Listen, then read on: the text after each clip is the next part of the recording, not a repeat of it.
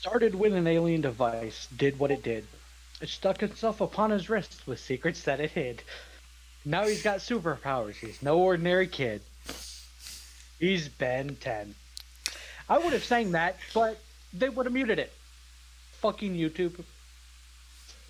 Welcome to the podcast. There's nothing related to Sentai to talk about this week, so we're talking about Ben 10, specifically the reboot, because I've been watching it and it's not that bad.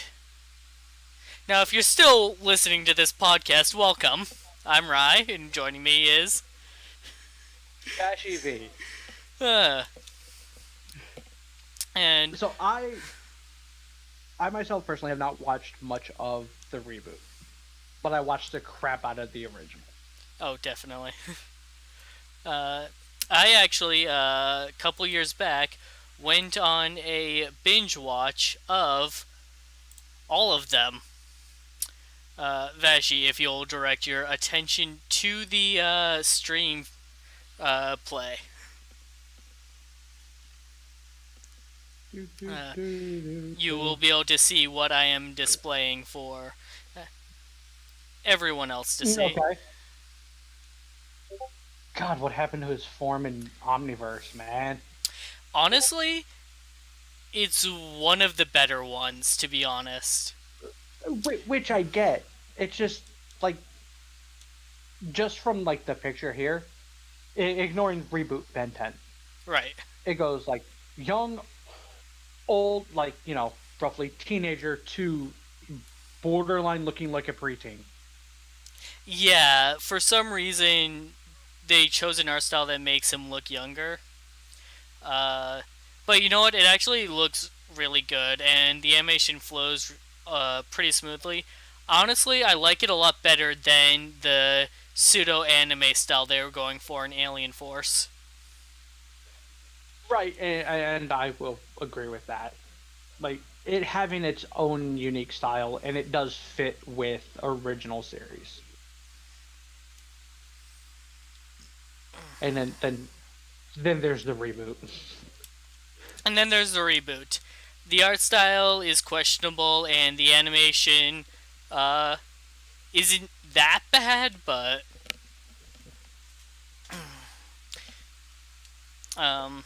so how many of the Ben 10s have you actually seen?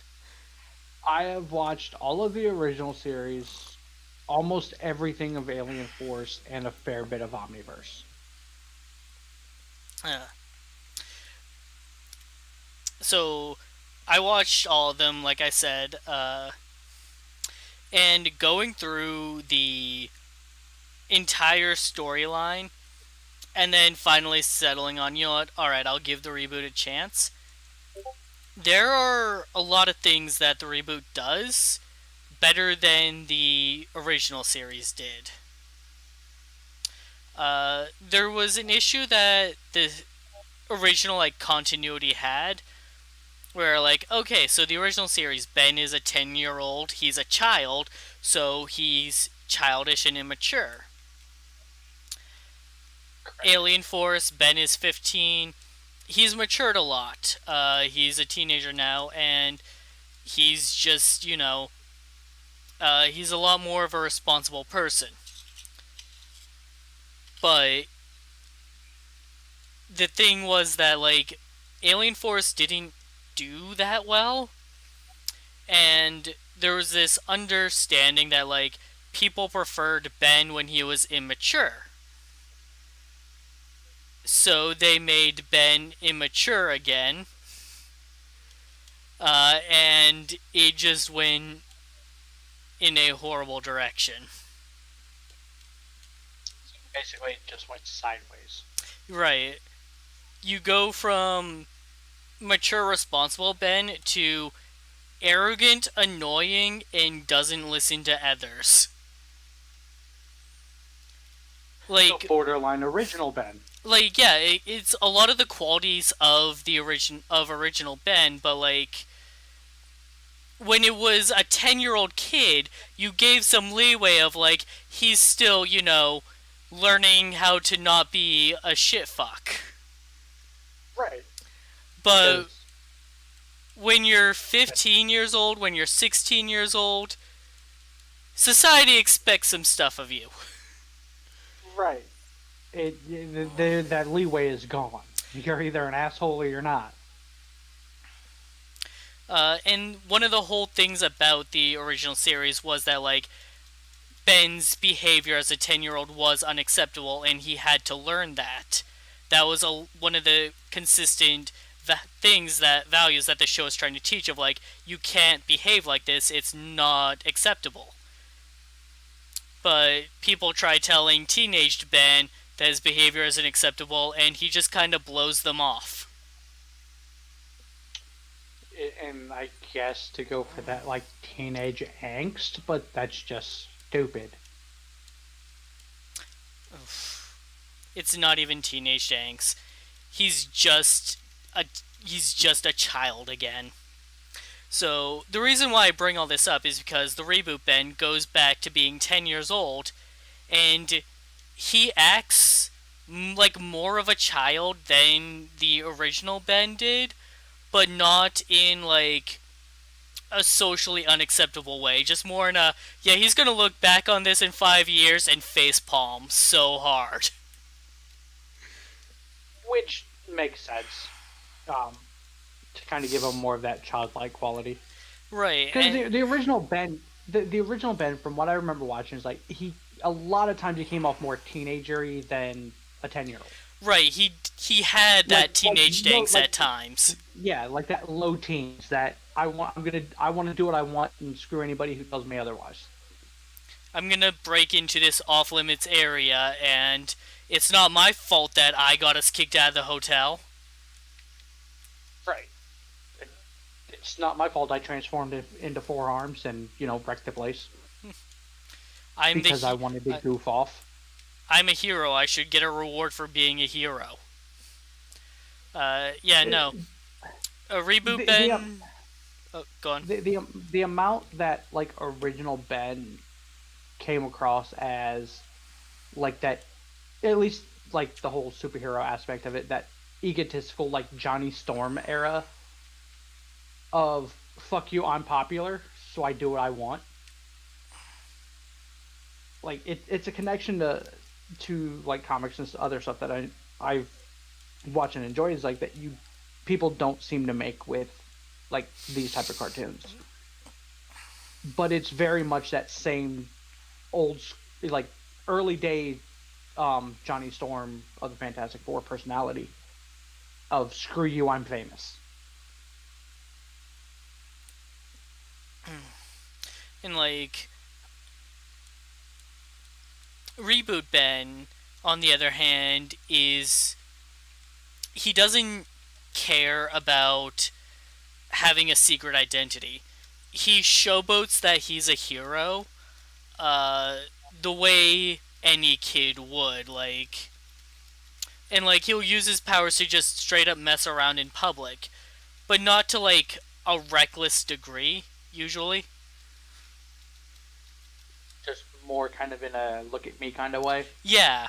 Like, he's just soaking up the attention, because, like, hey, look, I have cool superpowers. Isn't this awesome? Right. Where I know original Ben had fucked a bunch of shit up because he just kept playing with his powers. This one does too, but I almost want to say not as recklessly. Like, yeah, he messes up a bunch of stuff. There's one episode where he uses his aliens to do a giant cannonball into a lake and awakens a sea monster. To be fair, who would think there'd be a sea monster at the bottom of the That's lake? the thing, though. It's like, yeah, okay, that was a genuine accident. He shouldn't have been doing that, no, but like that was a very drastic consequence for his actions. So What's his fire one again? Was that heat wave? heat blast. Heat blast. That would be like him turning into Heat Blast to, for whatever reason, help with the forest fire or whatnot, and accidentally burn down Bigfoot's habitat. Uh, Like it's that level of yeah, you get a pass because what are the fucking odds? so Bigfoot is in the reboot, but no one believes that he exists except Gwen.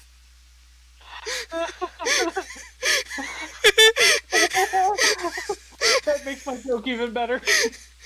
Uh, and like his whole thing though is that like he has mind erasing powers, so whenever like you actually meet him, he'll erase your memory of the encounter, which is why no one actually believes that he exists. God, that makes a lot more sense than the actual thing of just nobody can catch a picture of him. Like yeah, no, like they straight up go looking for him multiple times, and every time they find him, like he erases their memories of it. That's awesome.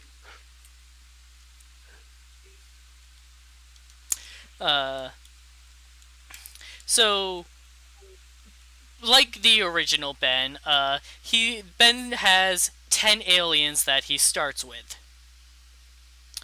Uh, Unlike the original Ben, however, where the original Ben would unlock new aliens as he went on, Reboot Ben, when he gets his new aliens, they're added into the rotation in place of other aliens. So they basically get swapped out on him because the Omnitrix malfunctions and he has no actual control over it. Which, I mean, to be fair, the whole Omnitrix wigging out was a thing in the original. He had no control over it. Right, because Which, that was a whole thing leading to, like, the master code and all of that. it was a prototype in demo mode. Right. Like, and it, honestly, this makes more sense of he only has access to 10. Yeah, it may swap them out from time to time, but it's at 10 at a time. Now, of those 10 aliens, 6 of them are the same with some redesigns. Their Forearms, Diamond Head, Heat Blast, Gray Matter, Accelerate, and Upgrade. With Upgrade being the one that looks the most different of this group.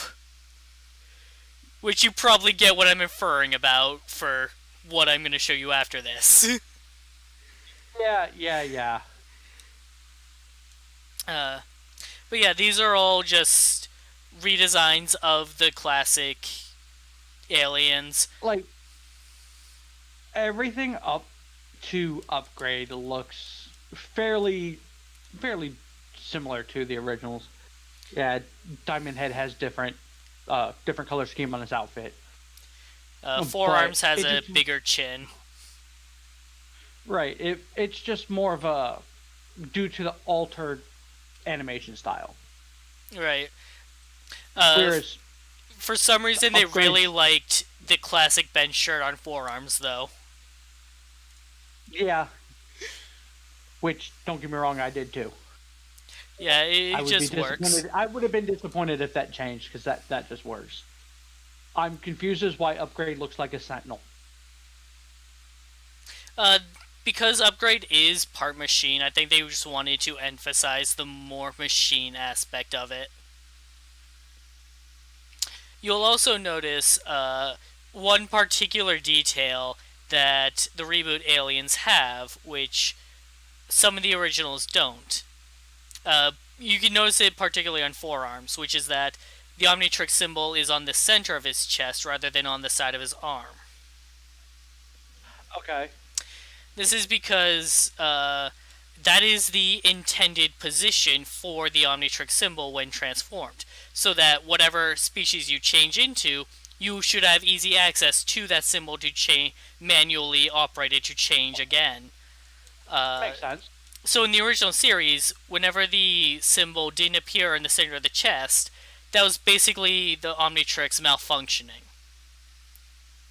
Okay, that makes a little bit more sense. The exception is Gray Matter, where it appears on his back because in one of the sequel series, they put it on the front of his chest and it looked super dumb. Like that's literally the explanation for it. I don't know, but that's That my explanation for it. uh, uh, please so, like, please I'm not going to complain about Gray Matter having it on his back because it did look pretty dumb on the front. When the problem is that it doesn't shrink down to accommodate the new size; it stays the regular size, so it's pretty much just covering his whole body. so Man of Action, if you're listening, please tell us that's the reason why it's on his back. For the love of everything, please tell us that's the reason it's on his back. Uh, but you can also see on like Diamond Head that the original had it slightly to the Off left. centered. Yeah. Uh, and then there's a different set of four that the reboot Ben starts with, as opposed to the original Ben. And one of them is technically the same. Yeah, you see it. You see it. It hasn't popped up to me. Then yeah, okay. So you probably have some questions about what you're looking at. All of these well, aside from the last one, the first three seem somewhat similar. So I get the bug parallel between the first one. right. So that's Stingfly. That was one of the original Ben's 10 aliens. Reboot Ben, one of his 10. When Ben 10 was first pitched, it was pitched as a series about a 10-year-old boy that could turn into 10 different superheroes. And during the production process, the heroes were changed to aliens. So this reboot series incorporates a lot of the original ideas that were cut out of the original series. A lot of the pre-production stuff. So it's hey, here's what this would have looked like superhero wise. Kind of. It bears a much stronger resemblance, but you can actually like look up on the fandom page where I got all these images what the original designs looked like. And yeah, that does look a lot closer to the original concept. And sticks more with this series seems to stick more to the superhero theme that the show was originally pitched on. Excuse me. Well, at least Cannonball still looks the same. Yep. Wildvine was given a more humanoid design to again reflect the more superhero theme. Superhero. Right. Now, you don't know who that last alien is. Yeah, no, I don't. So, up top, we have Reboot Ben's alien, Overflow, who is this water-breathing species that wears this red armor resembling a shell, and he can shoot streams of water from his hands. Below him is the original Ben from Ultimate Alien, that's Water Hazard, a water-breathing alien with a red armor-like shell that can shoot streams of water from his hands. They are canonically two different alien species. That do exactly the same damn thing. You cannot convince me that Overflow wasn't a redesign of Water Hazard, even if he is technically a different alien. So which one of those two is Reboot? The top... Oh, I got those mixed up. Yeah, okay. That's why I was confused. I was like, okay, so those two are swapped. The red two are swapped. Yeah, so the top one is original Ben's. That's from Ultimate Alien. Did you happen to swap Cannonball too? No, that one's correct. That one is correct? That one is correct. Okay. Just where the placement of the... Yeah, it's on his forehead. I don't understand that one, but the original had it in the center. Yeah. So with the design choice of swapping out 3 of the original aliens for 3 different ones, there are 3... Real quick. The only design choice that I'm having an issue with is, the reboot of the Red Alien. Why did he look like a Mega Man villain? I don't know. Because he straight up looked like a Mega Man boss. Uh, so, so three of Ben's original aliens didn't get reused in the reboot series, and thus far have not been reused at all. Ripjaws, Wild Mutt, and Ghost Freak. I it makes sense for the anglerfish. Yeah, like probably too monstrous for what the more superhero kind of thing that they're going for, and with how with the way like Wild Mud and Ghost Freak are designed, it's like why try to design those as superheroes when one of them is basically a dog and the other one is a literal ghost. Now Virtual is the only villain I've ever looked at when you just wanted to rip off Scooby Doo for a minute because that 100% just looks like a Scooby Doo villain. You know, I could see it. It just looks like Fred gonna rip off a mask and find out it was old Mr. Jones. So, on this page, I also included two of the reboot Ben's unique aliens that the original Ben did not have. You probably have a question. Yeah, why does he have Venjix? Vilgax. Vilgax, yeah, that was it. So, you know how the Omnitrix works with the DNA of aliens. So, yeah, those DNA samples had to be collected from something. Yeah. So, for the reboot, the DNA of Vilgax's species came from Vilgax himself. Which makes sense. 100%, which makes... Because the Omnitrix works the same way in both series. It's all based on DNA. All it had to do is come in contact with any alien DNA, and it could replicate it.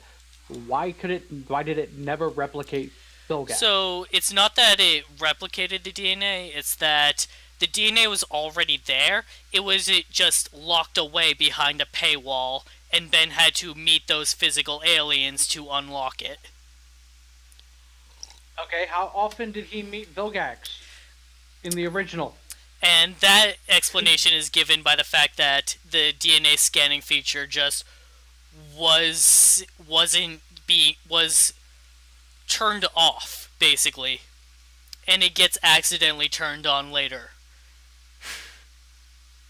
It's implied that, like, in the future, in the sequel series, that, like, Ben has canonically more aliens than he physically uses.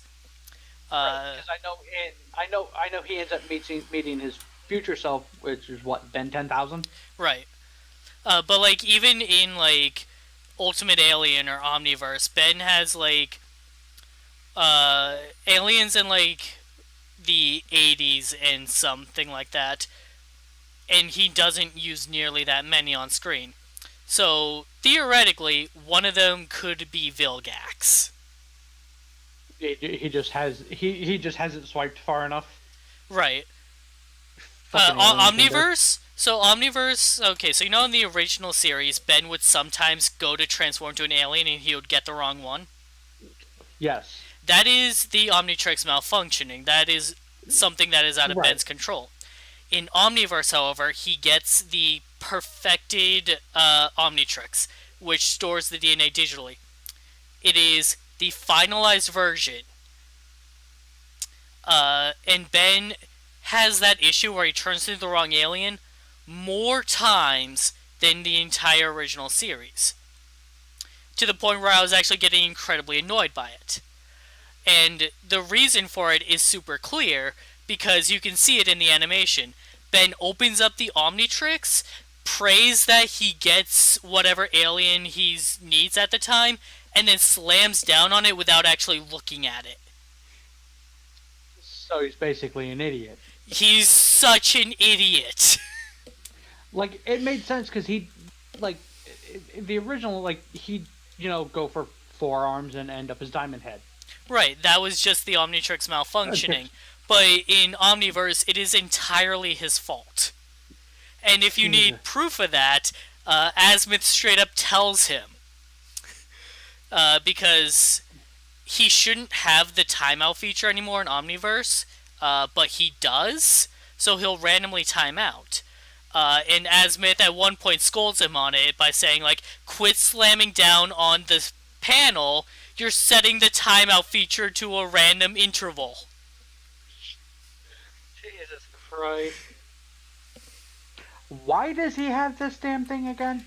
Because he's most qualified person to use it. At this point, I'd find another kid. Because Jesus Christ, he's a moron. So, going back to the reboot, so Ben has Vilgax's DNA in the Omnitrix, and it is the season 1 finale where he unlocks it because Vilgax himself is getting close looking for Ben.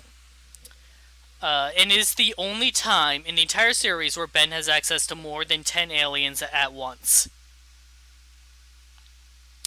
And naturally, he sees how awesome... He calls it Gax, because that's what the name that appears in his head when he turns into it. And he's like, man, Gax is awesome. Why would I use any other alien?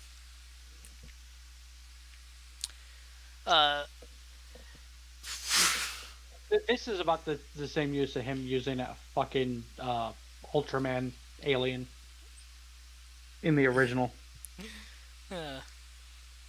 So the real Vilgax shows up, and like him getting his DNA stolen for the Omnitrix was more complicated than just taking a small sample. Like, a physical part of his being was taken to hinder him so he couldn't be the tyrannical warlord that he is. So he approaches Ben in a friendly manner and gains his trust. Like, here, let me teach you how to use your new powers. Until he gets close enough to steal it back for himself and attain his full power again.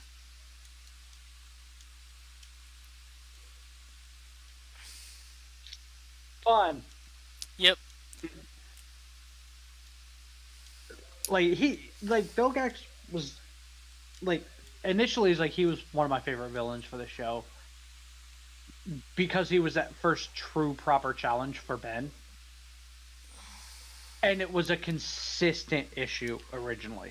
Right. Not in the sequel series, though. Vilgax is literally a joke. Kind of just like a one-and-done boss. Pretty much.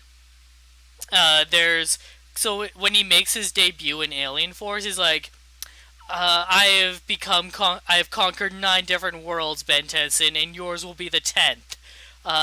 Face me for the right to conquer your planet. And then Ben shows up to the fight, turns into Waybig, the Ultraman, and just yeets Vilgax off the planet. Which makes sense. But by this point, Vilgax has been tormenting Ben since he was 10. So it makes sense that by this point, Ben's had enough of his shit. Vilgax also returns a few other times, but then he's pretty much cut out of Omniverse because the creators were like, hey, he's played out, let's move on to some other villains. And then he makes one cameo appearance in Omniverse where it's foreshadowed when there's this other villain that she's like this scary hillbilly mother. And someone's like, I heard she once made Vilgax cry. And then a few dozen episodes later, Vilgax shows up, and she walks up behind him and is like, hey, Squid Face, get. And Vilgax just pieces the fuck out. Oh, that's great.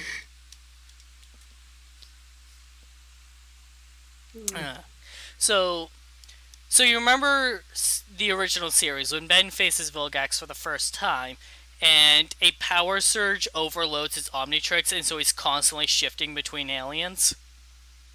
Yes. Something very similar happens here in the Season 1 finale when he's fighting Vilgax. And so you get that same moment of, like, Ben is using all his aliens to beat him. The result, however, is that the DNA pod for upgrade explodes from the power surge. And so another alien is cycled in to replace it. And that is that blue electric guy that you see, Shockrock. Way to go, man at action at naming things. So, I mean, 10-year-old kid. Yeah, which I know that's what they're playing at. But forearms, diamond head, heat blast, shock rock. You think that's bad? In Omniverse, Way big. Ben meets alternate universe versions of himself, and one of them is like a younger, preppy version of himself that didn't have Grandpa Max because he died. And like all of his heroes are named man or guy. Jesus. Like fireman and things like that. And like Ben just like groans every time he hears their names, like, oh. Which I would too. I'd much rather have the on the nose, 10-year-old kid name shit than that.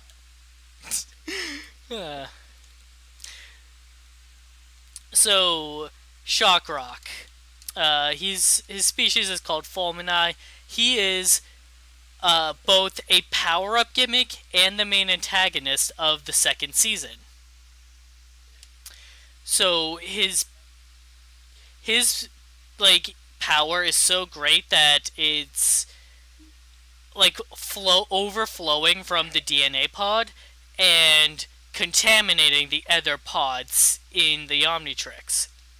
And so sometimes when Ben turns into an alien, he might get the normal version, or he might absorb some of Shockrock's power and get an upgraded version. Okay. It's a unique way to do that. Yeah. Because I don't know which one it was. I know it wasn't the original Ben 10. One of the sequels introduced the upgraded. That was Ultimate Alien, where one of Ben's villains, who had his own Omnitrix, put an evolution feature in it. And after Ben destroys his own Omnitrix to keep it out of Vilgax's hands, he just takes that one for himself. Okay. Because, yeah, that's the main one that sticks out is the Spider Monkey one. Oh, yeah.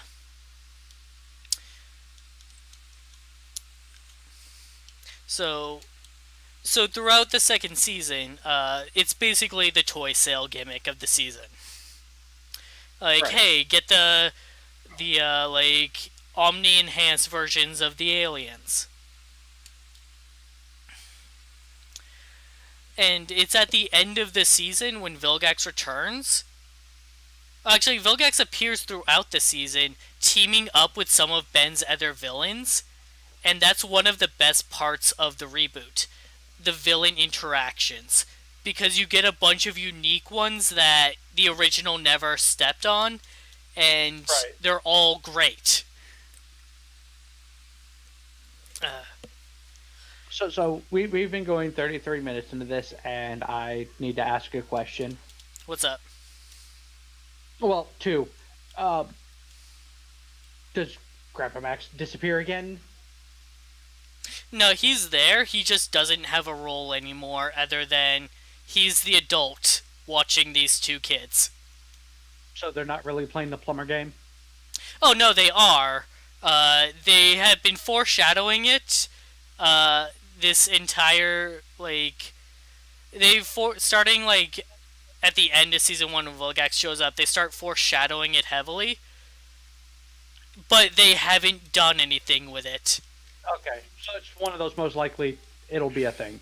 Right, at one point, Grandpa Max has to go and renew his license, and he tells Gwen and Ben, like, oh, the Rust Bucket can do certain things that a normal RV can't. And then that's never been brought up again since. Okay. In fact, in Season 3, they just straight up get a helicopter that attaches to the rust bucket so they can travel overseas.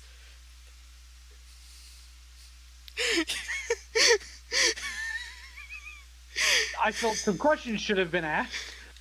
So, so do you remember the character Phil?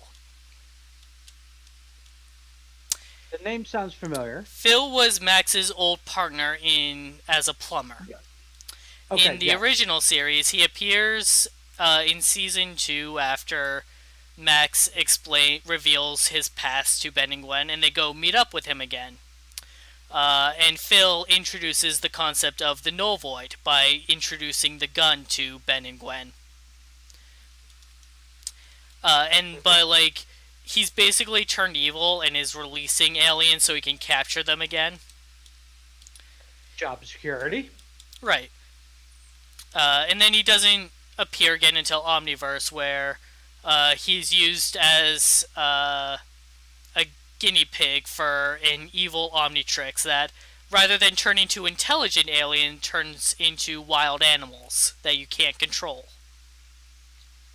Fun. In this version, he actually plays as a good guy, and I actually like a lot of the ways that they're reimagining the lore of the show. So they bring Ben to him to study the Omnitrix, and they clearly know what the Omnitrix is because he's the first one to call it that by accident. Makes sense. And so basically, whenever they need any kind of technology-based thing, Phil is called in to do it. So it's like they've gotten the plumber aspect, they just haven't expanded on it. In the season 3 finale, the Forever Knight goes back in time to try and prevent the first contact with aliens to keep aliens off of Earth, and it suggests that Max and Phil, back in their college years, were the ones who made first contact with aliens by setting up a satellite that was able to reach out to them. I mean, that fits at least.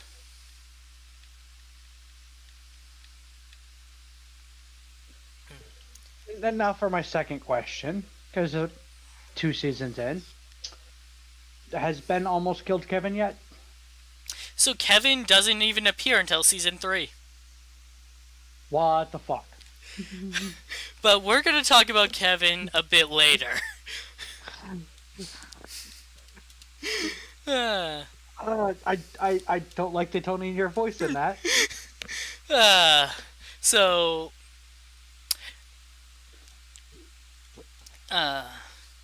the resolution with the whole Shock Rock plotline is that basically whenever Ben transforms into him, his species can detect where he is, and they're a planet-invading species. And so they end up, because they're energy-based, they just end up using the Omnitrix as a portal to try to get to Earth to conquer it. So Ben, with Vilgax's help, because Vilgax obviously doesn't want the Fulminite to go on a rampage,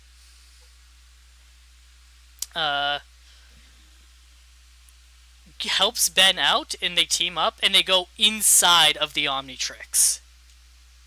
It has a feature that literally lets you shrink down inside of it for maintenance. Okay, I can't necessarily argue whether or not that's good or not. It makes a lot of sense for how you would actually construct one of these. But, that doesn't really matter. But it was really cool because Vilgax was acting kind of like a mentor to Ben and trying to actually, explain things to him and such. And then during the fight, Vilgax ends up getting accidentally shoved into the null void. We haven't seen him since, but he'll probably be back later. I mean, if the original is any, indication, considering that's a thing that happened in the original too, along with Kevin. This is also where you meet Glitch. Glitch is what remains of Upgrade's DNA. After the pod was destroyed, Upgrade's DNA merged with Ben's DNA into a new life form. So I didn't think to grab a picture of it, but imagine Ben, but with Upgrade's color scheme. Okay. And that's pretty much who Glitch is. So he's all that remains of Upgrade, and basically Upgrade is no longer in the Omnitrix because of it. And this is when you find out that, because throughout the whole season, Ben was like, "Man, where's Upgrade? How come I can't find him in the dial?"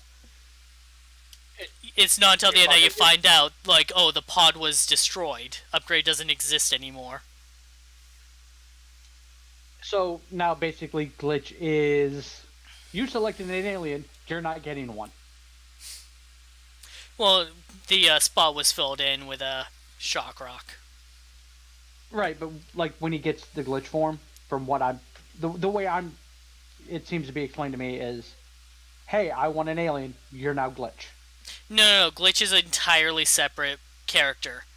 It is a merge. It is its own living being that is a merge of Upgrade and Ben's DNA combining together. Okay. So that's not inside the Omnitrix?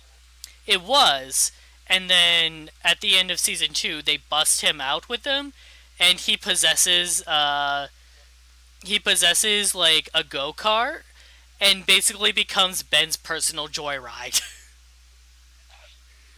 Well, at least he doesn't have to steal Kevin's car anymore. And whenever Ben uses one of his aliens inside of it, the car will take on a new form representing that alien. Okay, that sounds awesome. It's pretty cool. Like, that's a toy I would have wanted as a kid. Like, that's the idea of if, like, Kamen Rider, every time they got a new form, their bike got an upgrade too.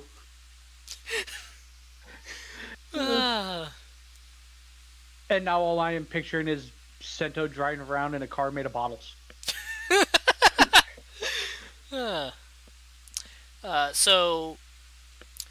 So at the end of season 2, because they were going around messing inside the Omnitrix, it basically does a soft reboot, and some of the DNA pods are replaced with different ones. Okay. Now, the picture that I'm bringing up next shows 4 aliens, but for season 3 it was only 3 that were replaced, and then the last one is going to be a season 4 topic. Okay. So 2 of the 3 aliens are from Alien Force, and the third one is an actually unique alien. Do you got the screen now?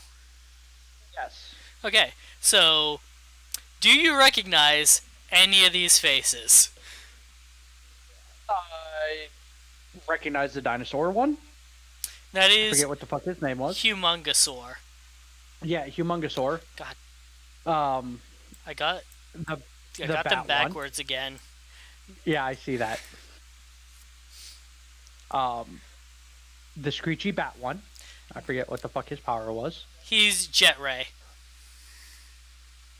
And the Tiger one, I know. Wrath, the best alien. But and not in the reboot. And what was that?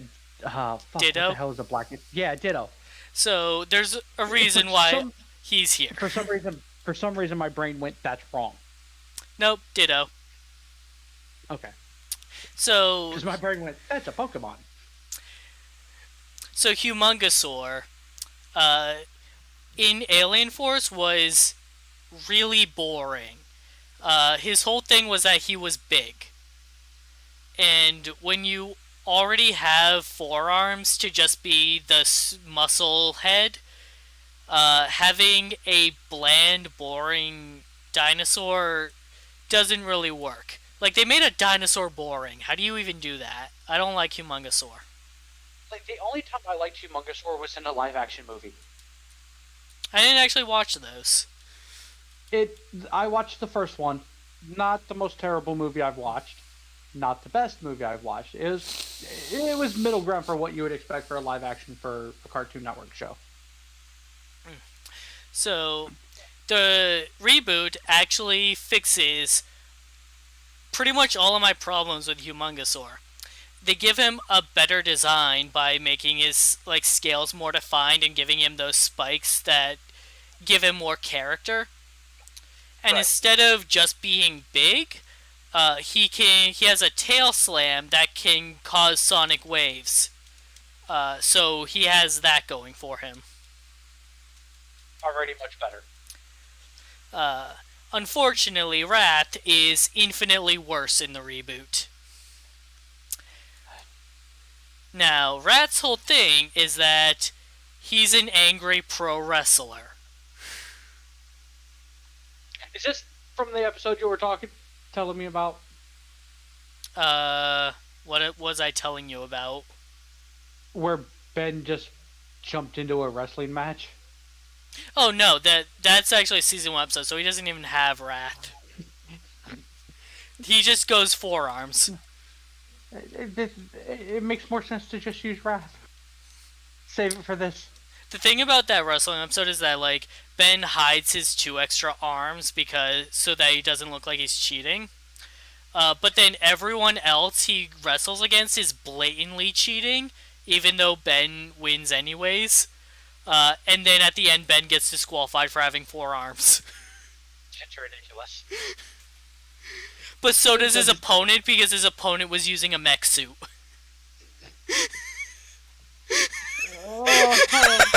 Every bit of that hurts my brain. Sorry for the infinite shot there. I had to switch to Discord to show Veshi's face there. Oh, God.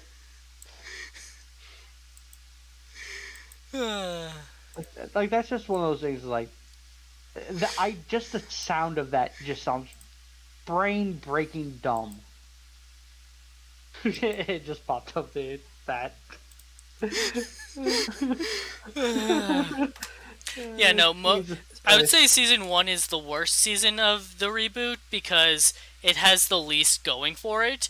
Starting at the very end when Vilgax is introduced is when they do a lot more story points.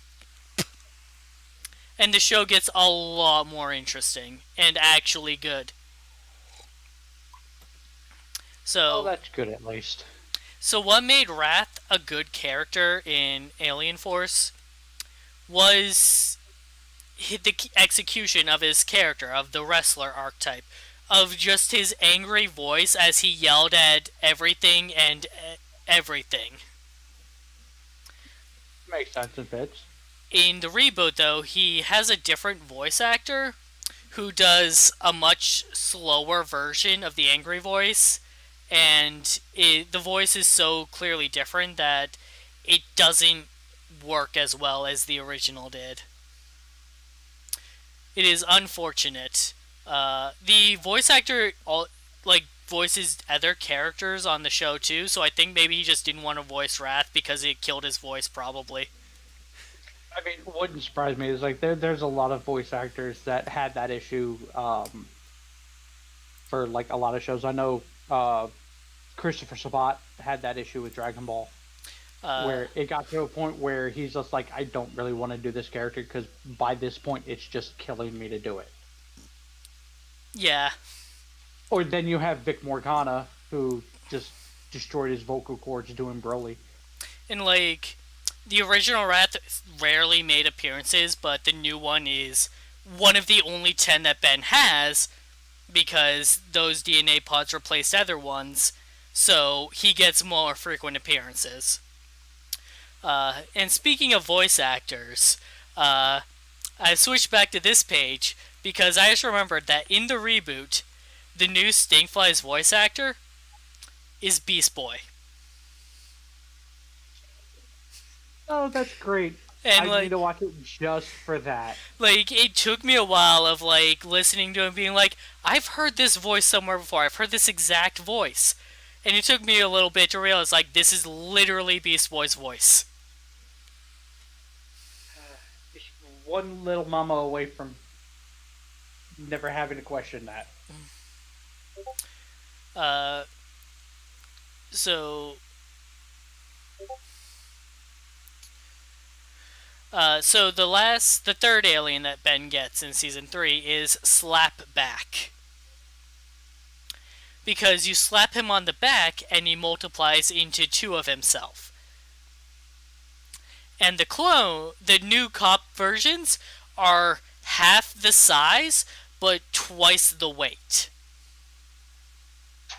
So it's a modified Ditto. Yes, that's why I put Ditto up here.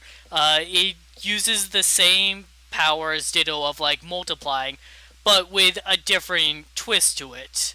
Uh, instead of just copying yourself and all copies sharing the same pain, like there's an advantage slash disadvantage in height and weight. So Ben usually takes advantage of the weight aspect of like slowing down his opponent's vehicles by just duplicating himself a bunch of times. Or his increased weight makes him harder to move, and so he can brave tougher like attacks. Which makes sense. That's, you know, a much smarter way to use that character. And it's an execution for the cloning concept that I'm okay with.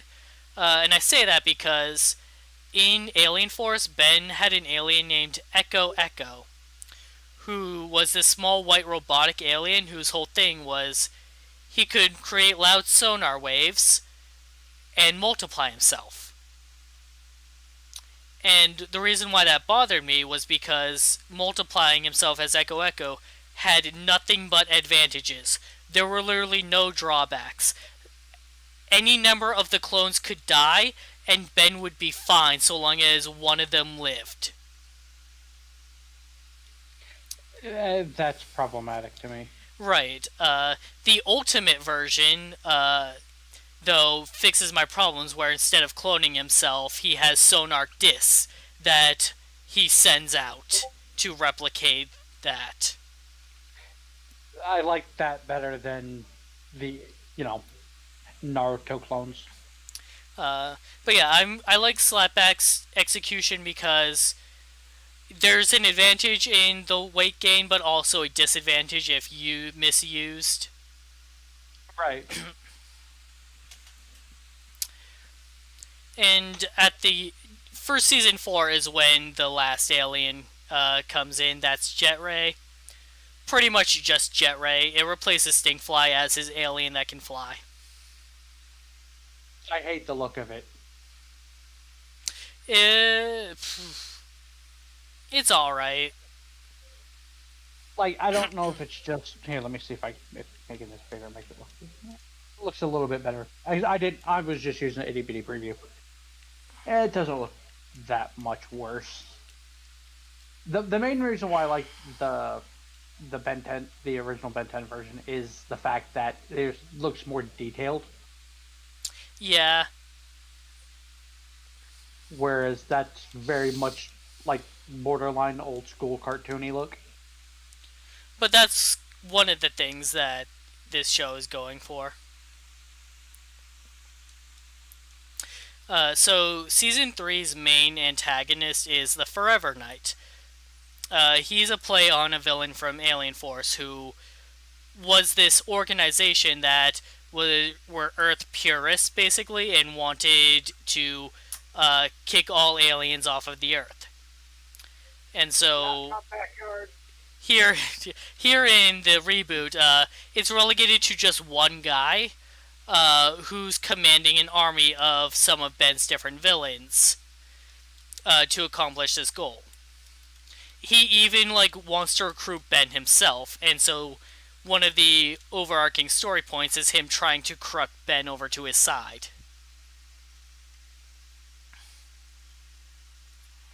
There's a part of that I have a question for. What is it? The new version is using an army of Ben's villains. Right, so throughout the series, throughout season 3 specifically, some of Ben's villains will do their normal thing, but will be acting under the Forever Knight's orders, and he'll basically be testing them. Or So they'll be doing their own thing, and he'll be watching from a distance and go, them. Here's my question on this, and well, there's two because I'm gonna have you. What is Forever Knight's purpose? He's an Earth purist and wants to abolish aliens on Earth. Aren't most of Ben's villains aliens? No. Okay. Thank you for that. that was the thing I was confused. I'm like, you're using the things you don't like to accomplish the goal to get rid of them. That doesn't work. Even in the original series, most of Ben's villains were humans that like had magic or some shit.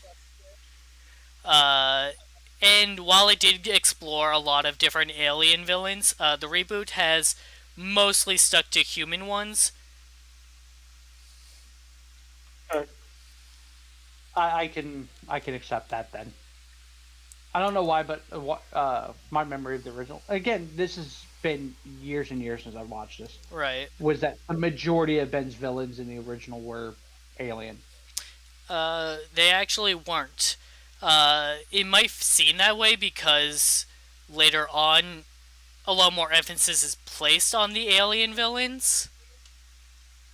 But most of Ben's villains were human. Okay. That makes more sense then. Because I was going to say, that's the dumbest way to accomplish a goal. So... so Season 3 is also when Kevin gets introduced. He and Ben went to the same school together, and Kevin was basically his school bully. So there's already a history between them. Which, to be fair, wasn't that along the same lines in the original too? No, they meet for the first time, and when Kevin sees that Ben has aliens, he immediately tries to exploit it for crimes. Okay. But he doesn't need to do that in the reboot because he has his own Omnitrix.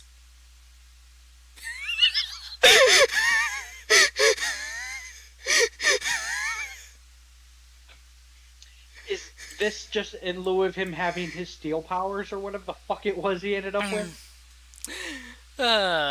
So, again, pre-production, the original plan for Kevin was that he would have his own Omnitrix, but was later decided that he would just be able to copy Ben's powers instead.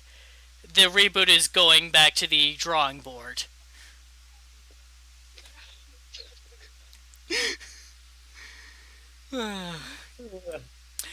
Oh, seeing the screen change. Yeah, I should have changed that before telling you. I didn't realize you were gonna make such an amusing face. Just that such a fucking. That was not something I was expecting to hear. So, you want to know what else you're not expecting to hear? You want to know how he gets his Omnitrix? He makes it himself after someone gives him the blueprints in a dream.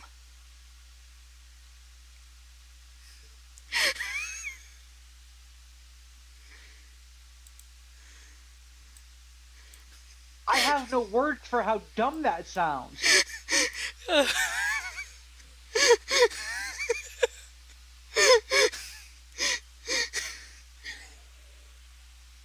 It does sound super dumb though, because, okay, how do you build an Omnitrix?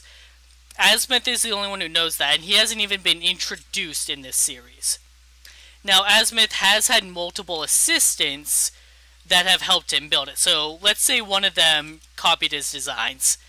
Why did they give it to Kevin? Number 2, how do you build an Omnitrix? You need a lot of complicated alien technology. How did Kevin just have that in his dad's garage?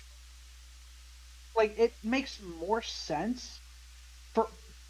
original Ben 10 Kevin to do it, because that's what he dealt with. Was most of his crime was he was basically gun running alien tech. And like, okay, in the original continuity, you find out Kevin's dad was a plumber. So maybe in the reboot, his dad has a bunch of old plumber tech in the garage, and that's how Kevin was able to build his own Omnitrix. How do you build an Omnitrix? With the DNA of the aliens. And that's the part that I have trouble believing. How did Kevin have access to that DNA? Uh, uh, Unless he was driving around grabbing the fucking DNA from various fights that Ben had with aliens. And like, either Alien vs. Ultimate Alien introduces the concept of Primus, which is this planet that Azimuth made to just store the DNA for the Omnitrix to connect to, like your iPod connected to the internet kind of thing. But that's not the case here, because when Ben and Vilgax went inside the Omnitrix, Ben goes through the pod chamber and is just like, "Whoa, how many are there in here?"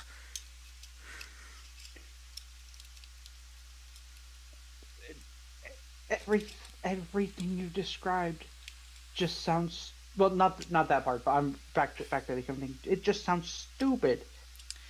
Unless they explain the plumber issue with his dad, which again, high possibility. They didn't change too much about for a lot of characters' backstories from what you've described. Right, they do reimagine a lot of characters, but the base story is there. But for the only way for him to have the DNA would be if he was a plumber that was like storing them in his basement or something. Right, like, that is the one part that I have a problem with. So unless they introduce Primus again, which they haven't even introduced Azimuth. So there, I do have there's another probability. You know, Dad was a plumber, may have access to the Null Void. Okay, which in there was a place where they were storing all the aliens. You could make that argument. So, but this goes beyond. This goes beyond all that, because there's more. I'm already having problems with the prophetic fucking dream. So, Kevin doesn't just build the Omnitrix. He makes his own modifications. And those modifications are mutations to the aliens, to basically turn them into the evil version of Ben's aliens. So when I was pulling up these pictures off of the fandom page, like, it had them all listed as like gene spliced with other unknown aliens, so I guess that is a possibility. But I don't think that was actually explained in the show. So that might just be a theory.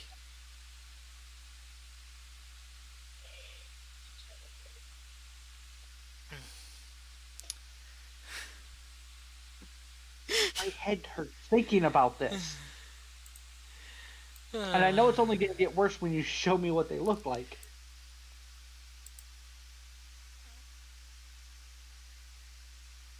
So I'm waiting for that to happen. Well, that'll just... The delay on YouTube is terrible. Right, it's like 20 seconds or something stupid like that. Yeah, I'm just now facepalming on the preview. But, yeah, so living up to his name, though, Kevin does have 11 aliens as opposed to Ben's 10. Right, because he was Kevin 11. Honestly, I like the look of these. They are really cool, actually. So 10 of them are just the evil counterparts to the original 10 that this version of Ben started with. That first husky one, though, is the unique one, Bashmouth. Okay. So, as it stands, he kind of plays a counterpart to Wrath. However, in the original series, Ben did have a wolf-like alien. Right. So my guess would be that this would be the DNA of that same species that Ben himself has just not discovered yet. Makes sense. Just looking through off the top, the top third would be glitch, right? Or not glitch, upgrade. Correct. His version is called bootleg. Makes sense. Diamond Head, Gray Matter, No, Ben sees his dark matter and goes, "How did you make him tall?"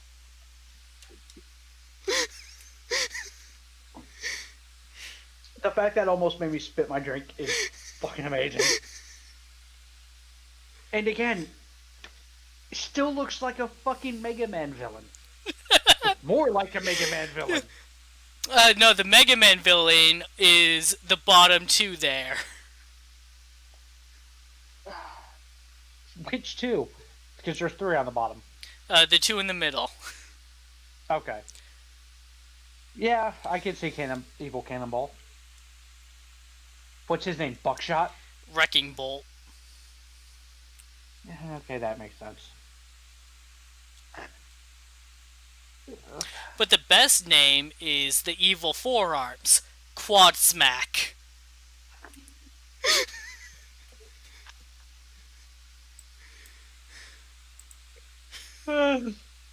Quad Smack. Because you can't say bitch slap.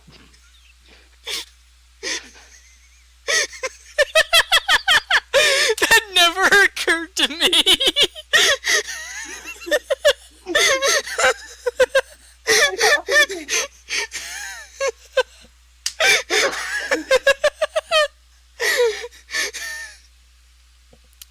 I mean, God damn. That's... Oh, that makes so much sense. It fits with Kevin and the fact that he wanted to use smack.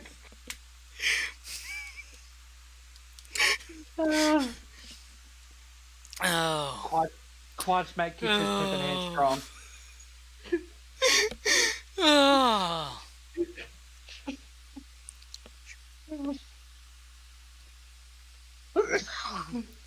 All I can picture now is him walking up into a fight, rubbing with baby powder, smacking his hands.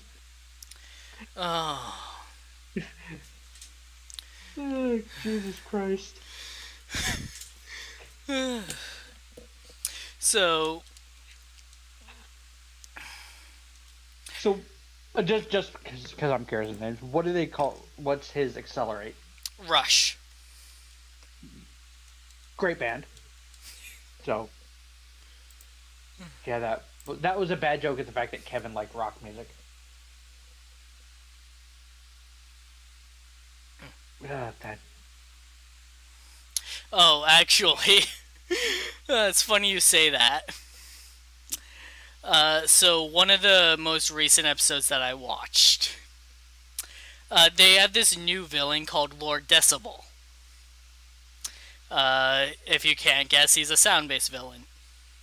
He's basically a DJ that uses his music to take people hostage, and ransom them for a lot of money. And so in the latest episode, they're at this vintage 90s fair, and Lord Decibel shows up to hold people hostage for ransom, and he's playing different music that forces people to dance based on the target demographic. So he's got old people and adults and things like that, but he hasn't figured out the music that makes kids dance yet. And that is what the episode is about.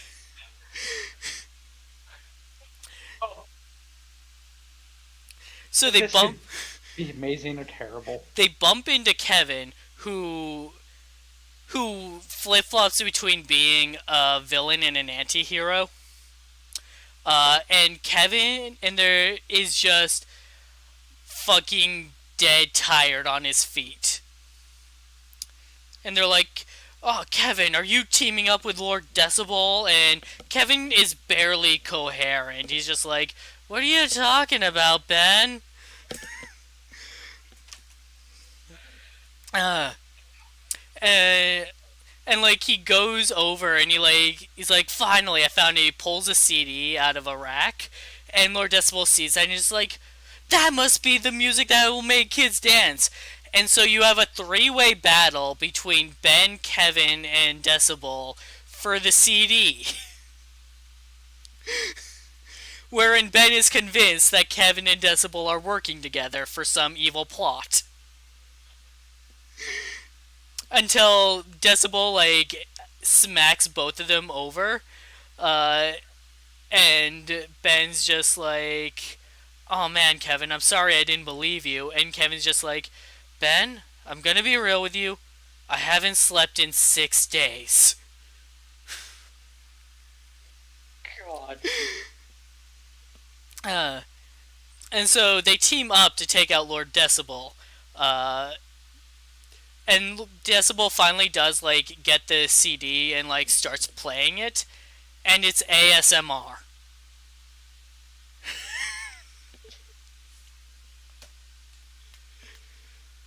God damn it. Kevin fucking conks right out. I mean, it makes sense that that's what he was going to use it for, was to go to sleep. Just, damn. Oh. I need to watch this. I honestly recommend it. Kevin and Ben's relationship in this series is incredible because they act exactly like how a couple of kids in that age range would. They compete with each other over the stupidest things.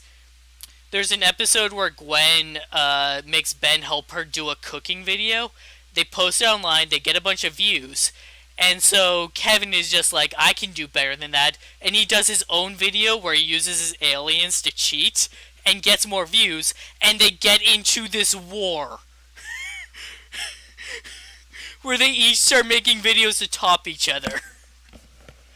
That makes a lot more sense than the "I hate you because you're trying to bang my sister." Well, he's still trying to do that. Oh, cousin. Cousin, yeah, cousin. But yeah, no. Anytime like Kevin is faced with Gwen, like he just can't. Like whatever like he was about to do, like he just walks away. And Ben eventually figures out like, "Wait, you like Gwen? That's gross." But that's as far as that goes. Well, I mean, that's fitting considering the fact that, by the time they explored that in the original Ben 10 timeline, they were already teenagers by that point. Right. And Omniverse kind of retcons it by having Omniverse retcons a lot of shit. And so they do it by having flashbacks to 11-year-old Ben before he took off the Omnitrix. And so one of those retcons is them meeting up with Kevin again after he turned back into a human, and getting along with him. And that's when Kevin and Gwen develop their crush on each other. And that's why they're so willing to accept him in Alien Force, despite everything. Right.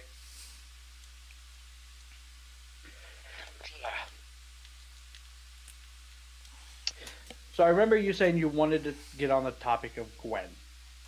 Did I? The differences between her character in this and the original. So, specifically the whole superhero thing. Okay, so Gwen served a role in the original series, where she was Ben's sidekick. She, even as a human, would actively participate, and she would do all the research and everything, and basically be the brains of the operation. They try doing that here, but it rarely matters. Like, don't get me wrong, there are definitely episodes where Gwen is right, uh, and like she helps Ben out. But other times, it's either, yeah, she's right, but that doesn't change anything, or the surprise. A few times they do the thing where like Ben was right all along, and Gwen has to admit that she was wrong. Uh, the original series, so like Gwen and Grandpa Max don't matter in this show. There's one episode where Vilgax and Dr. Animo team up to go after Ben, and then Vilgax betrays Animo, and so Ben and Animo team up to go after Vilgax. Yeah. I told you, the villain interactions are fucking great.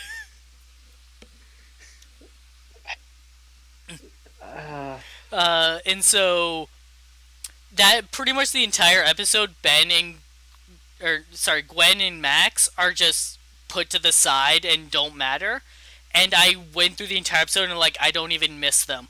Like this could just be a show about Ben, and it would probably be play out just as well. Just as well. Like they don't matter on this show the way they did in the original.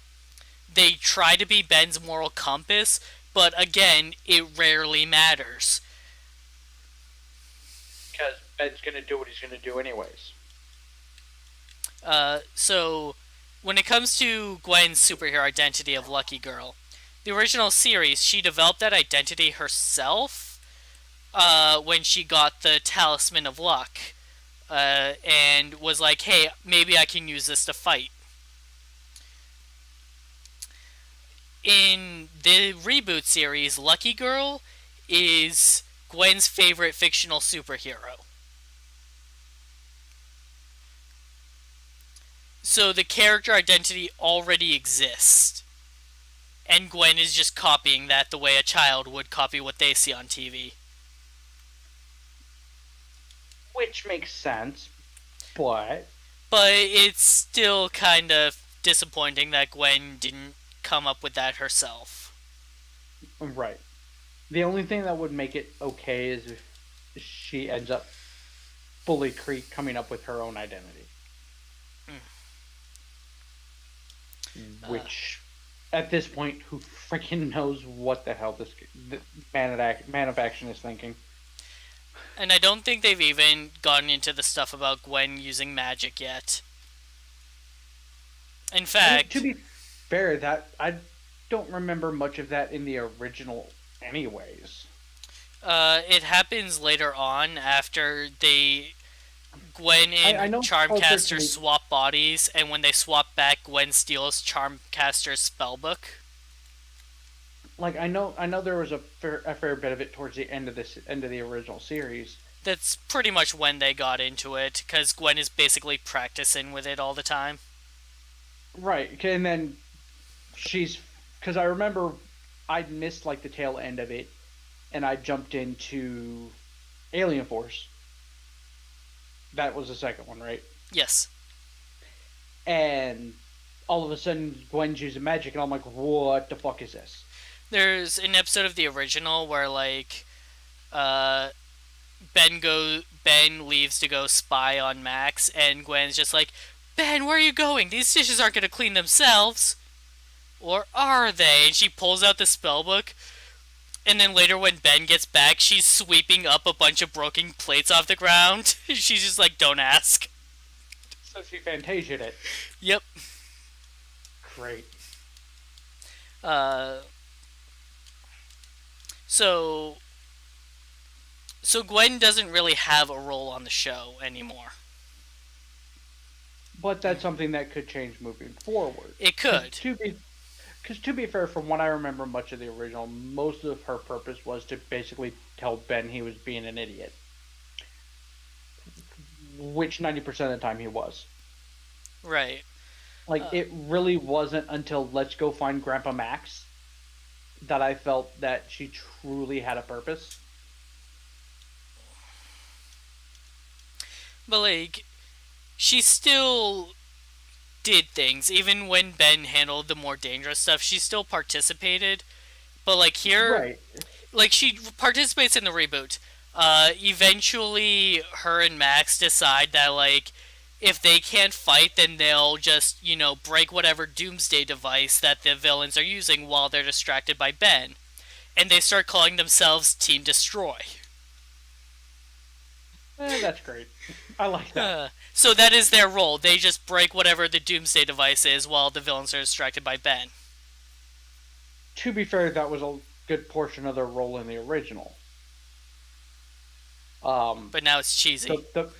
Yeah, because like the main one that pops into my head from the original was it was like some old western town. There, the alien that was involved was like electricity. Right. It was like holding the town hostage and all that, and while Ben was fighting it, they broke the containment stuff for it, which caused it to get trapped or something. I don't remember the episode very very well. It was like, but I know like that was about their purpose of Ben's fighting the monster. We're gonna do what we can to like save people. Right. They did a lot of damage control around Ben, especially with civilians. But you don't see a lot of that here. Because usually if there are civilians, they either run for the hills or they stay to watch Ben fight. Because Which is the two gamuts of that, smart and stupid. which again, Ben doesn't have a secret identity here. So that episode I was just telling you about with Lord Decibel, after Kevin and Ben send him flying, cut to a police car outside of the fair, and a couple of cops are standing there, and the guy is just like, "Why are we here again?" And the female officer is like, "I heard that Tennyson kid was around here. Just wait a moment." And then Lord Decibel flies in from off screen and lands right next to them, and like his monitor is cracked so he can't see, so he's getting up and he's like feeling around. He's like, "Oh sweet, an escape car," and he lets himself into the back of the police car, and the female officer's just like, "There we go." That's great. I know what I need to queue up. I need to queue up that episode and watch it before I go to bed. Oh, I'll find out what the name of it is for you.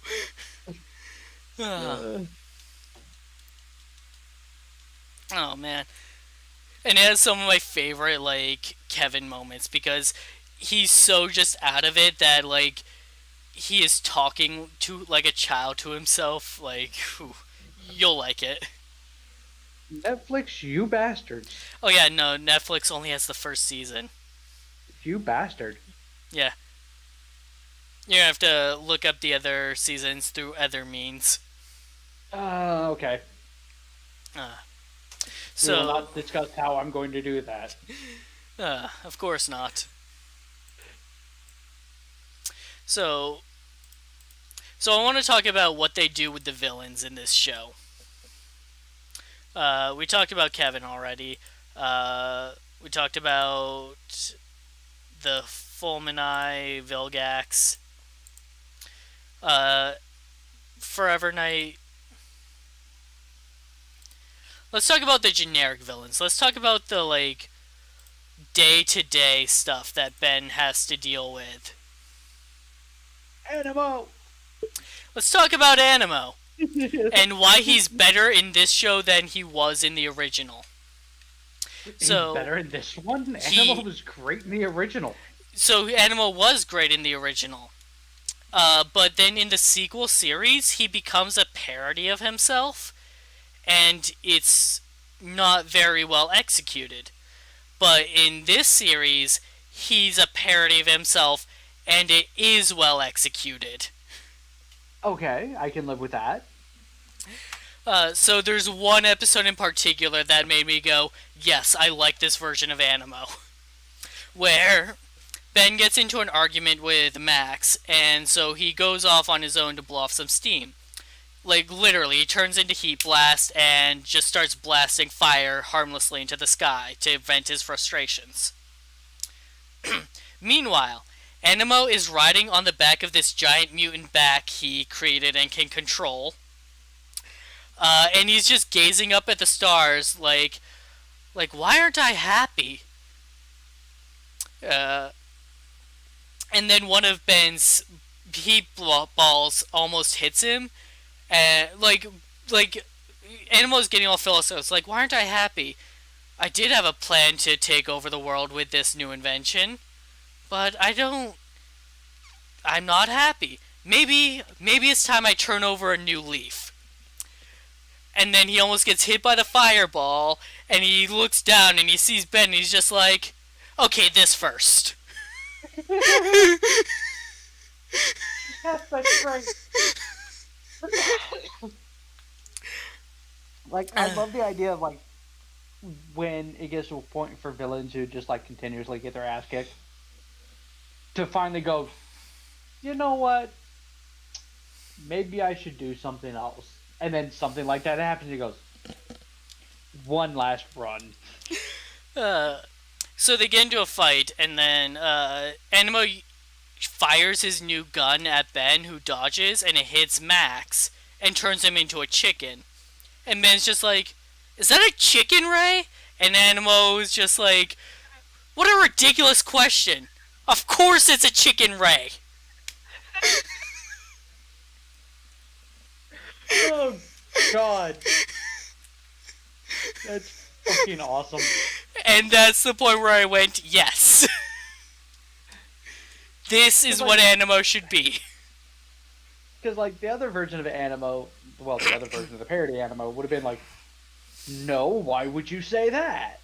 Like, Or something ridiculous. The other, like, parody Animo was basically just yelling his name a lot and would just explain his plans unprovoked for no reason, it was just a poor execution of the concept. So he was just basically a very bad Bond villain. Yeah, he was just kind of like a bad Bond villain.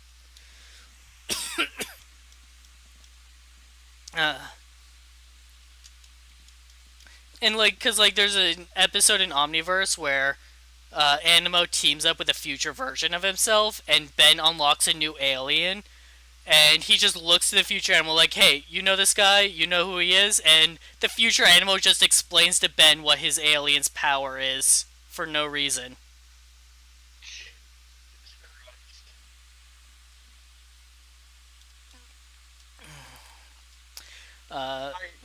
Just off the descriptions I have, I am all for Reboot Animo. Reboot Animo is great.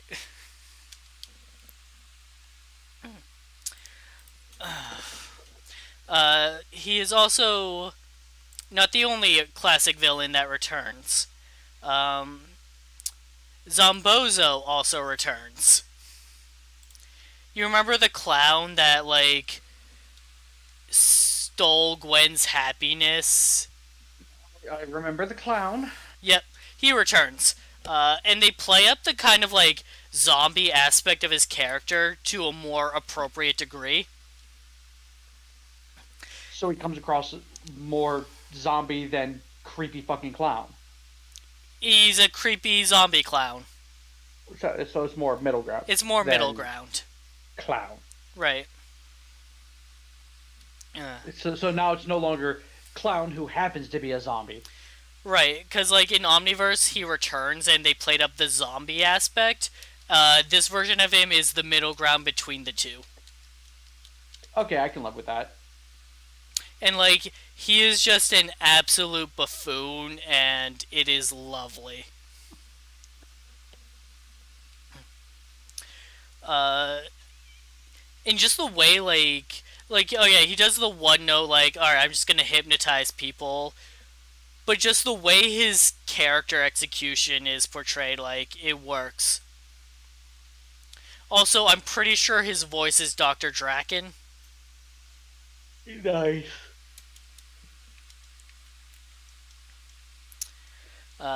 So there's this character arc he goes through in like season 4 where he's been defeated by Ben so many times that he quits being a villain. and like his old like circus troupe is trying to get him back into the game. And after finally building up his motivation to be a villain again, like they see Ben like at the arcade where they are, and they're like, "Oh man, if he sees Ben, he's gonna go back into a depression. We have to make sure he doesn't see Ben." And so that's what the episode is. Basically, an entire fight happening behind Zombozo's back while he doesn't notice. That's great. And then at the end, he sees Ben, and he's just like, "Oh yeah, it's showtime." And then his troop just grabs him like, "Nope, nope," and just hauls ass carrying him. And he's just like, "You're lucky she was here to protect you." Oh, that's fucking great. Ah.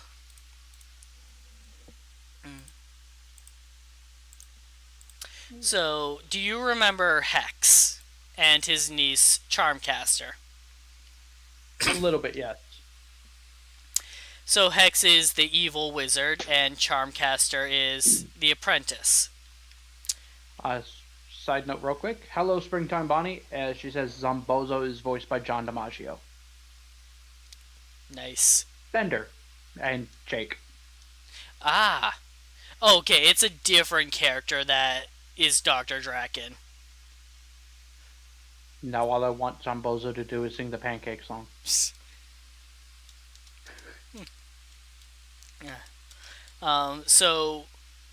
So Charmcaster and Hex return in this series, but not together. Like, they're still related, but they have their own separate things going on. So Hex is just an evil wizard, and he's always trying to conduct some kind of ancient ritual to summon some sort of otherworldly being that he will then absorb its power to fuel his own. Okay. In the original, I always kind of saw him as Gwen's villain because she had the whole magic aspect going on for her, but that's not what's going on here. He's just one of Ben's villains. I just kind of want him to summon Cthulhu now. He kind of does in one episode where Ben and Gwen are watching an old black and white horror movie, and Hex accidentally brings the monster to life. Nice.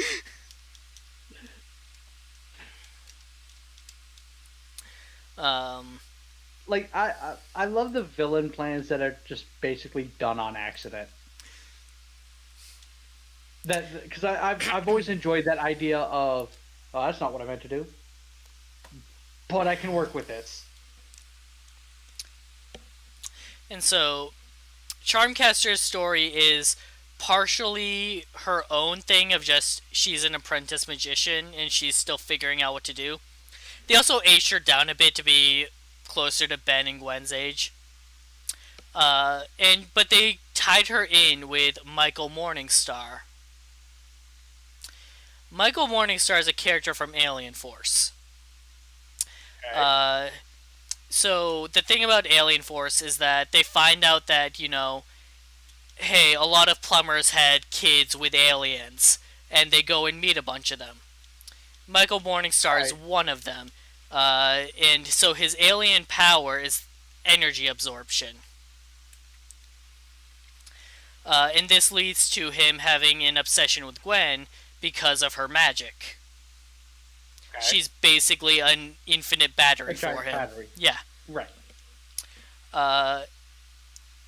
And later on, in Ultimate Alien, Michael and Charmcaster start dating each other because Michael just starts using her the way he failed to use Gwen. Until, Charmcaster eventually realizes she's being used and fucking dumps his ass. Like you do. They basically do that plotline in the reboot way sooner. So Michael is introduced as a child star that Gwen is obsessed with, as one would be. And so they do that whole creepy aspect of like, oh, he's a bit too obsessed with Gwen. But rather than like absorbing energy, he absorbs attention. Like all the like attention and like all the like swooning that and stuff that you give him, like all the positive energy, like he absorbs all of that. And so since Gwen is has the massive crush on him, he's absorbing all of that off of her. Okay. Later, after they defeat him, he returns with Charmcaster doing that thing. So it's basically the same thing, Just toned different down. setup for the power. Yeah. Just set up differently for the power.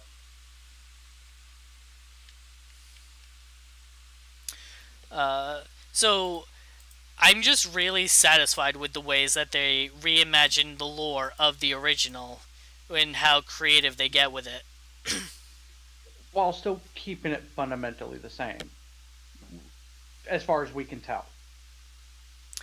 And so those are all of the original series that villains that return, but there's one from Omniverse that returns.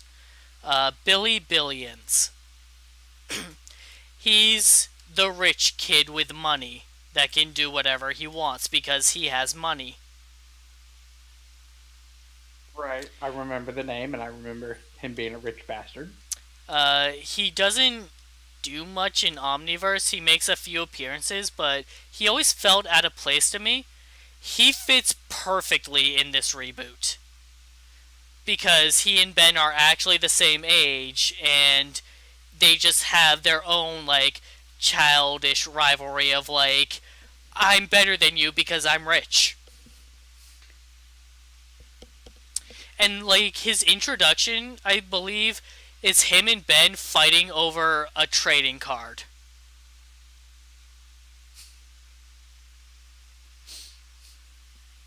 I mean, makes sense, again, given the way that this has been redone with them being more childlike. So in Omniverse he always felt weird as a villain for Ben, but here, perfect. Kind of the same way Kevin feels more perfect in this. Right. Aside from the weirdo Omnitrix stupidity. But then, like... Which hurts, still hurts my brain.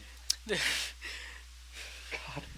There's an episode where, like, Billy is basically destroying a national park by covering it in fake snow that's made with, like, toxic chemicals so that he can have, like, a winter fun time. And, like, at the end of the episode, like, Billy basically admits to his own insecurities about how he's lonely because nobody likes him because of the way he acts, and he's jealous about how close Ben is with his own family. And so they invite Billy to hang out with them, and it starts to show that, like, you know, we could be friends, we can just get along. But then the Yeti shows up and makes them forget all of that.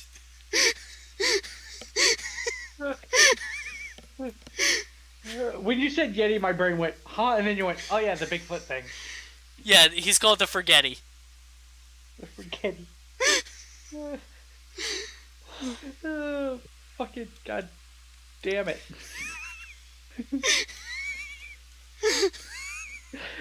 It sounds so stupid, but still so awesome.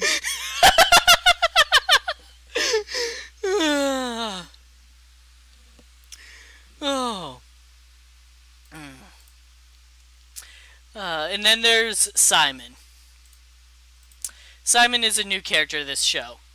He is the 6-year-old that will throw a tantrum if he doesn't get what he wants right now. The catch is he has a robot suit. A dangerous one that even Ben has failed to defeat. He is usually calmed down when his older brother shows up and gives him juice.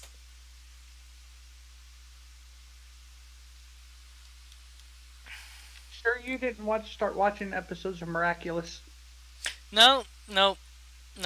Because that sounds like you described an episode of Miraculous to me. Nope, this is better than that.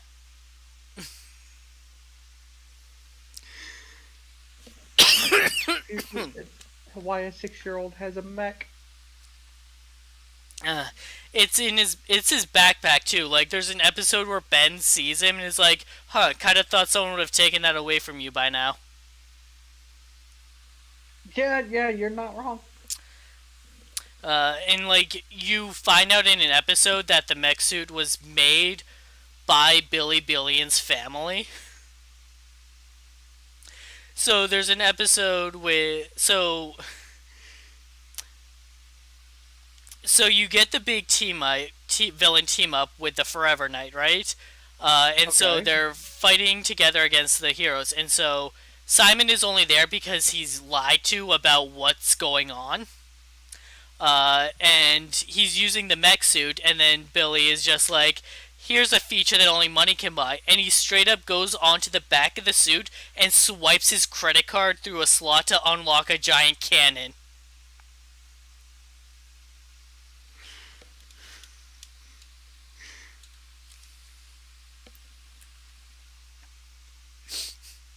I think that's a really cool interaction. It is. But my brain registers like old school dumb tokusatsu.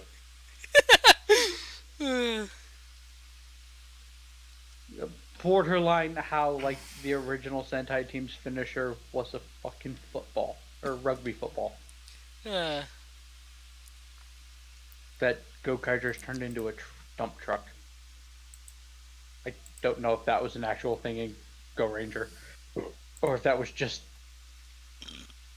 a Go-Kaiger thing.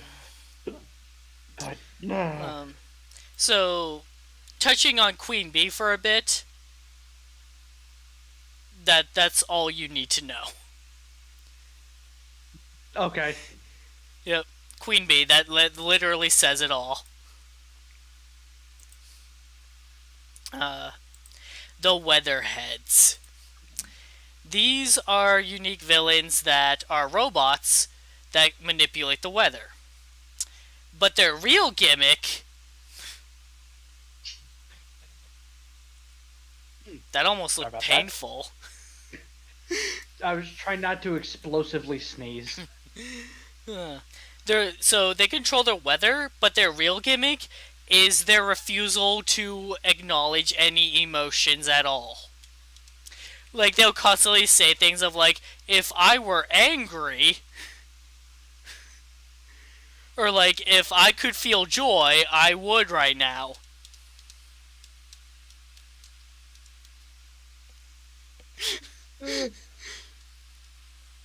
Chaser. Uh, Jesus fucking Christ. yeah, but yeah, that's I need to watch more of this. Yeah. Well, yeah, because I only, like I said, I only watched like the first 3 or 4 episodes of it. yeah. No, you gotta power through season 1, but then with season 2 it gets better. But yeah, so they don't have much going for them beyond that. They're okay when they show up, but they're starting to get more story and more actual character development. And in recently, they've failed for the last time, and now their manager has shown up. So I'm looking forward to seeing where that plot line goes. Which I didn't care about them when they first appeared, so yeah, that says something about what this show is doing. So I will need to binge watch this. Do you know when season 4 is supposed to come out? Season 4 is currently airing. I believe they're on hiatus right now. Okay. So I need to binge this. We need to get up and get through season 4, and then we will come back to this when I've seen caught up, and then discuss season 4. So this sounds so much better. It is. It is actually really good. There's a few more villains to talk about. Maurice and Cindy. Maurice is the one that's basically Dr. Draken. He is a mad scientist that swapped his body with that of a cockroach. So you've got like a cockroach with a human head on it, and then you've got this giant muscle like prisoner, orange like suit prisoner, with a cockroach head.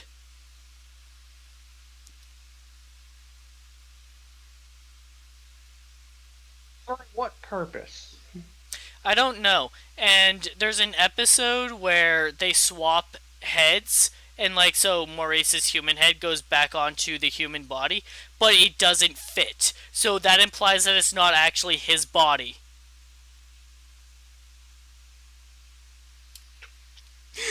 Yeah, there are more questions here. There are more questions than answers. Jesus Christ.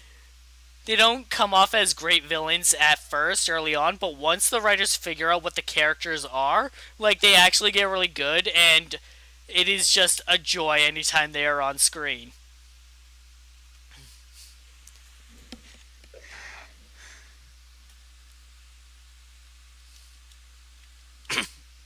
There are aspects of this that you've told me about that have just broken my brain, but make me want to watch it anyway. Nothing has broken my brain more than Kevin's Omnitrix, but whatever. And so, now we get to my two favorite newly introduced villains. The first is Lagrange. He's a racer whose whole thing is that he likes winning. He likes being the fastest. He likes that he has the world record for fastest land vehicle, and by hell he will keep it, no matter how many trains he has to blow up to do so. No matter how many passengers are on those trains, he will keep his record. Super villainy for nihilism. So, when he's introduced, it kind of gives you the impression that, like, he's Accelerate's villain. Like, one of Ben's aliens specifically, like, he is the villain for that alien. But Ben doesn't use him that much against him. He uses other aliens just as much. With that being said, Lagrange is incredibly well executed for his archetype, and like a lot of the villains are one note and they'll just recycle the same plans, but with Lagrange, it doesn't feel repetitive when he does it. That's good, because I mean, it's like one way or another he's cheating at a race, but the circumstances surrounding the race are always unique. right. It's not like, oh, well, you walked into you found a town with a rent fair. Here come the Forever Knights.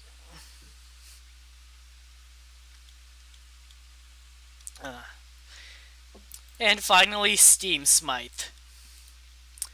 Steam Smythe is a man out of time. He dresses like he's from a steampunk world, like 1800s, and he builds all of these like cold power machines. And so his whole thing is that like he hates modern technology and wants to bring the world back to a better time.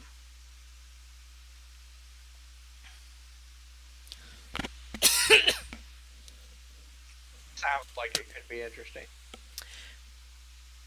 So his whole thing about not understanding modern technology is and like how the heroes take advantage of his older ways is what makes him good.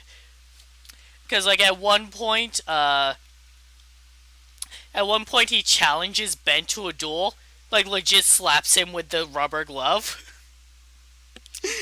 And then when he goes to pull out weapons, that's when Gwen steps is like, wait, you were the challenger. As the challengee, Ben gets the right to choose the competition.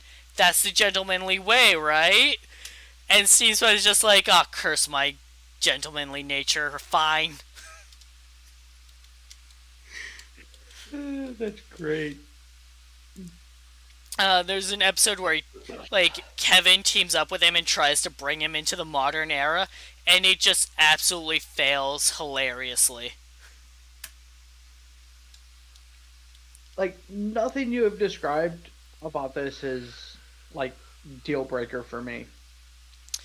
And the most disappointing thing about this villain is that they set up a plot hook for him and haven't done anything with it. Season 1, they have an episode where they find a picture of Grandpa Max as a kid, and they realize, like, wait, who's that in the background? Is that Steam Smythe? And it's like, this picture was taken 40 years ago. And in in the 3 seasons since, they have done nothing with that. Right. So I'm guessing that he's a robot, but he could also be a time traveler or immortal. But my money's on robot. And none of those options are out of place for this show. My money's on robot. Probably some kind of futuristic robot in a twist of irony. Yeah, that just doesn't understand, like, modern technology. Doesn't in fact, remember anything of it. It would be great if he doesn't know he's a robot. Oh, that'd be awesome. I'm expecting that to just be like their trump card for the final encounter with him. And so they introduced it super early because they didn't know how many seasons they were going to get. Which is fair. Once they realized that they had at least more than one, they went, hey, we can sit on this. Play the long game with it. So yeah, that's the Ben 10 reboot. I'm losing my voice, so let's end this. So, if you see him, you might be in for a big surprise. He'll turn into an alien before your very eyes. He's slimy, creepy, fast and strong. He's every shape and size. He's Ben 10. Wow. Good night, everybody. Good night. Thank you all for watching. We'll be back tomorrow for a top 10 list for our top 10 writers series since there is no new episodes.